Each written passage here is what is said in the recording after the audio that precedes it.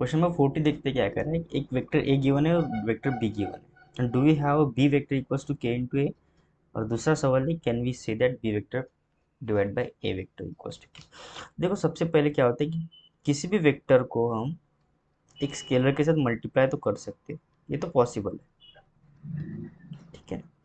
पर ये जो दूसरी कंडीशन यहाँ पे गिवन है कि ए बी वेक्टर का डिवीजन ए वेक्टर के साथ और रिजल्टेंट मिलना, ये पॉसिबल नहीं है, it's not possible.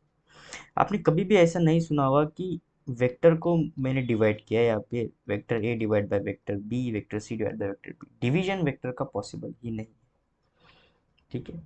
B vector को हम, किसी भी वेक्टर को हम स्केलर के साथ मल्टीप्लाई कर सकते हैं, पर डिवाइड नहीं कर सकते किसी भी वेक्टर को किसी भी वेक्टर के साथ। देखिए सबसे पहले क्या होता है, स्केलर का अगर मैं क्रॉस प्रोडक्ट वेक्टर के साथ लूँ तो वेक्टर आएगा, वेक्टर का क्रॉस प्रोडक्ट वेक्टर के साथ लूँ तो भी वेक्टर आएगा।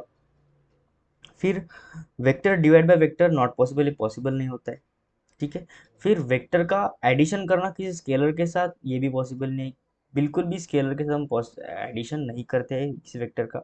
वेक्टर का वेक्टर के साथ एडिशन होगा और स्केलर का स्केलर के साथ एडिशन होगा, ठीक है।